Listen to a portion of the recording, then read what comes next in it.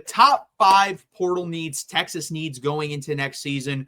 I have my 5 written down. We're going to start at number 5. Gerald, I'll let you hit. What is your number 5 portal need for Texas heading into next season? It's going to be a short segment. All 5 of mine are quarterback. No, I'm just joking. I think my number 5 in this one is probably a running back. And I feel like it's going to be higher on your list, but ultimately, like, we've seen what Quintravian Wisner can do behind a decent offensive line, right? Like, if Texas has to prioritize the other spots that I'm going to talk about here in just a minute, like, I'm fine with them deprioritizing running back, because behind an offensive line that had multiple solid NFL caliber guys, Trey Wisner went for 1,000 yards. Is that the running back you want to have on a national championship level team? No. But can you be competitive for a conference championship and a national championship with him?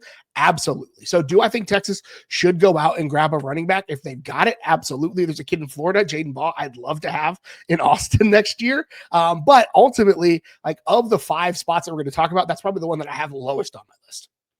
Number 5 for me is safety. I have this one a little bit lower because I still believe in Derek Williams, and I think he's still kind of getting right from his ACL injury. So I'm waiting on that one. I think he can still produce next year. I also believe in Jonah Williams a lot. I think he's one of the most highly touted guys and most ready guys heading into next year. I'm pretty confident he'll produce. The issue is, I think they're going to go with Derek Williams and Xavier Filsaime, and I have not liked what I've seen from Xavier Filsaime at all this year. He's been a severe disappointment to me. I think he's a really good athlete.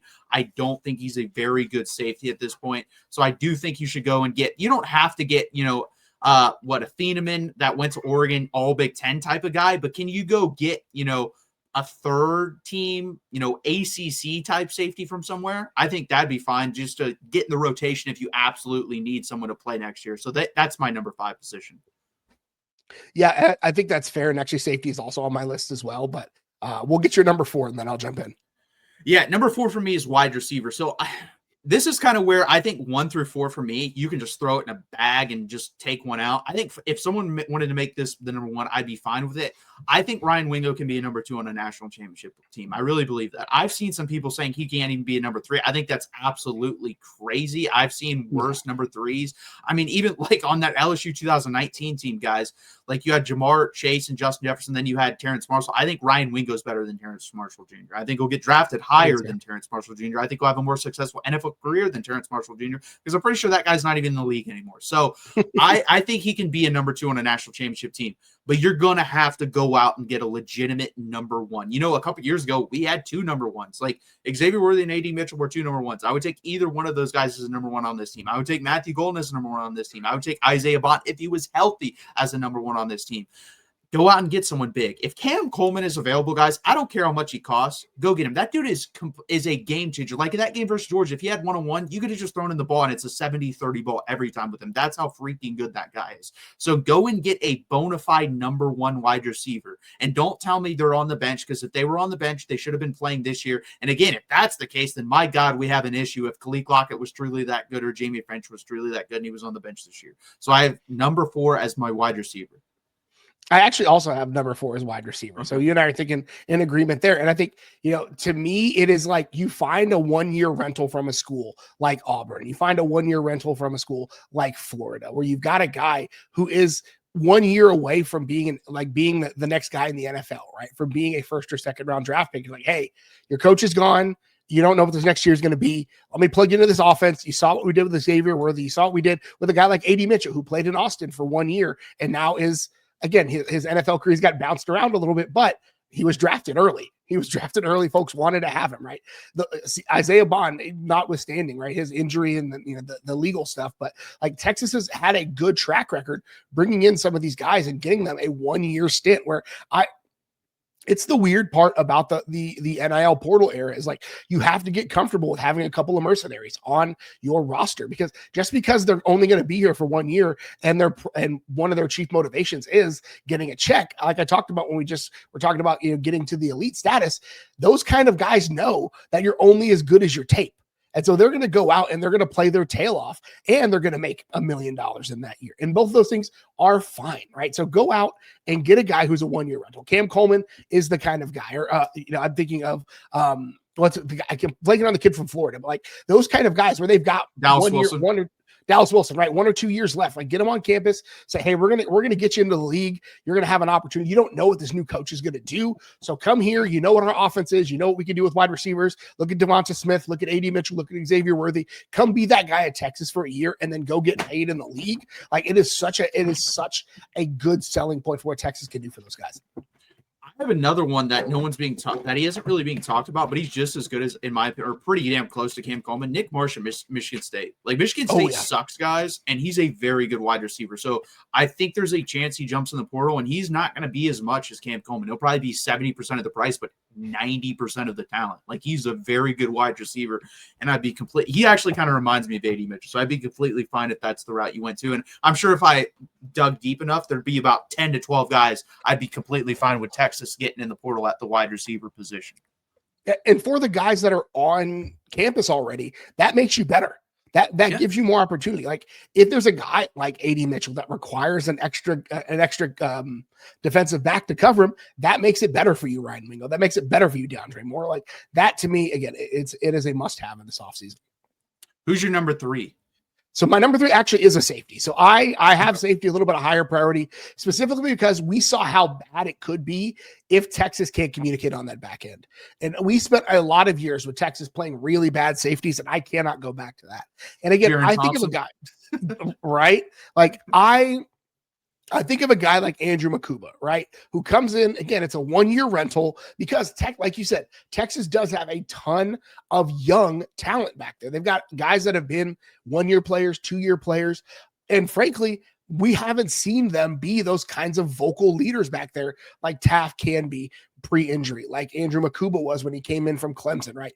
Get a guy who's going to be an elder statesman back there, who's going to take some of these younger guys under their wing and also can be your field marshal in the back of this defense. Communication was absolute butt cheeks against Georgia. It was awful.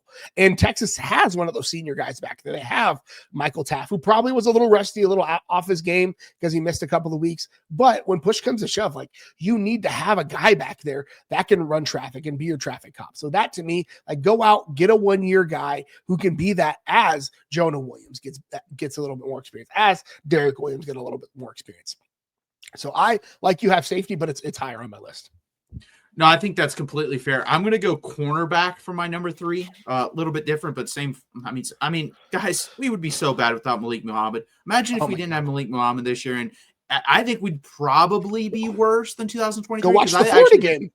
Yeah, I think Ryan Watts actually had some skills that are better than some of the guys on the team right now. He could actually jam people at the line of scrimmage and get physical. I don't really see anyone right now that can do that.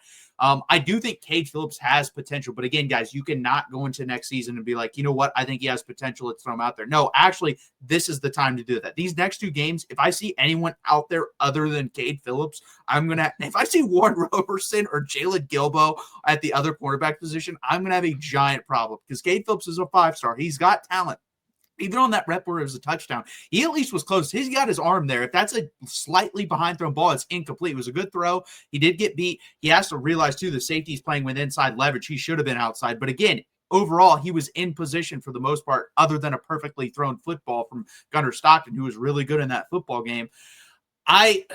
We need someone desperately just to come in and be shut down, locked down, number 1 corner, because we're losing that guy. I don't think Malik Muhammad's coming back. He's ranked as a top 5 cornerback in this upcoming draft. So unless you're willing to break the bank for a guy, no offense, it seemed like he was going to transfer from Texas at the end of last year.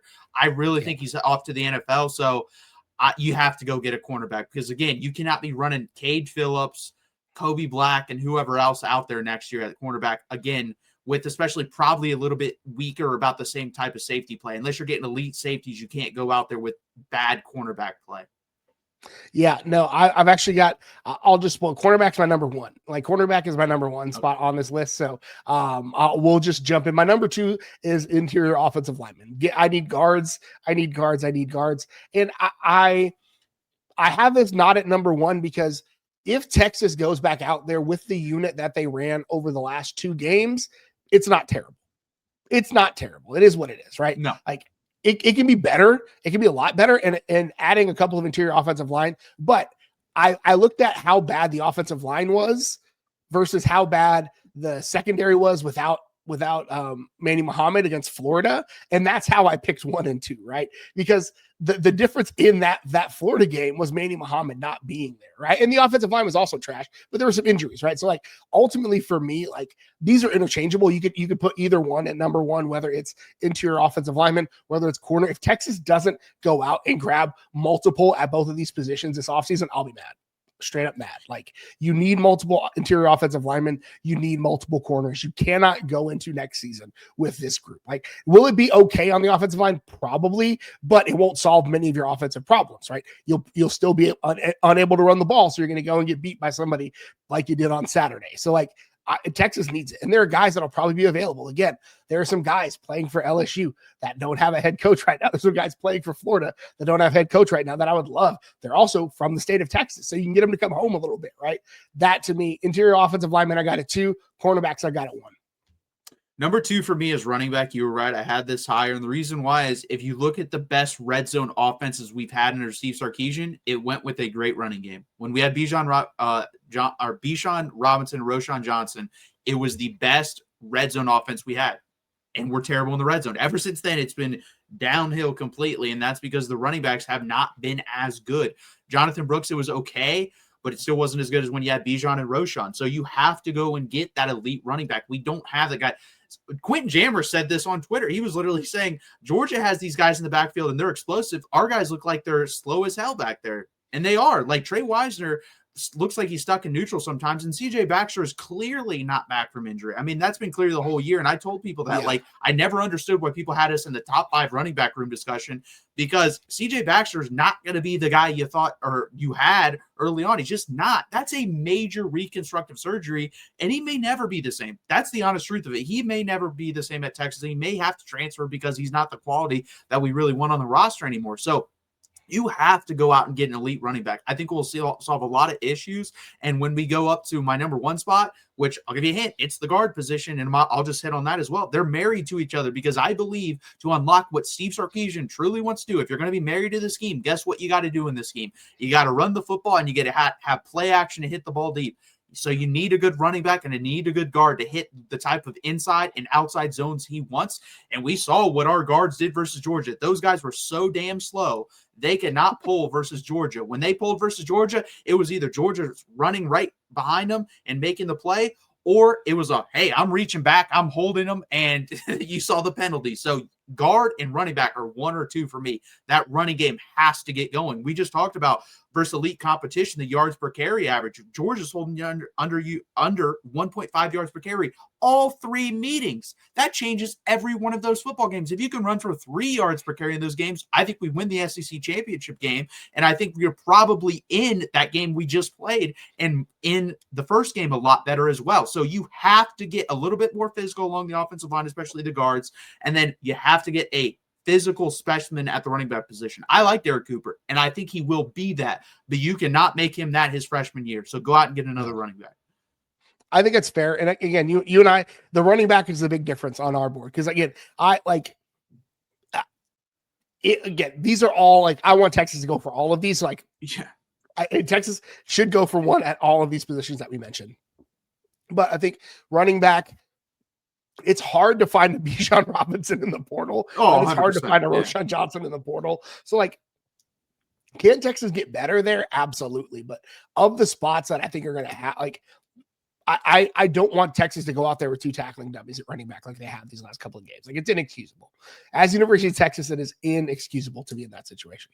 Hey, Michigan State got Kenneth Walker one year, and we saw what that did for that team and that garbage-ass coaching staff. Can you go find me one of those? So get me someone like Kenneth Walker. They do exist. You're going to see about 2 to 3 per portal cycle that are just complete game changers, and that's the guys I want Texas to go for. They're going to be there. Are you willing to spend the money? I don't know. That's going to be the question. Did you say your number 1 yet?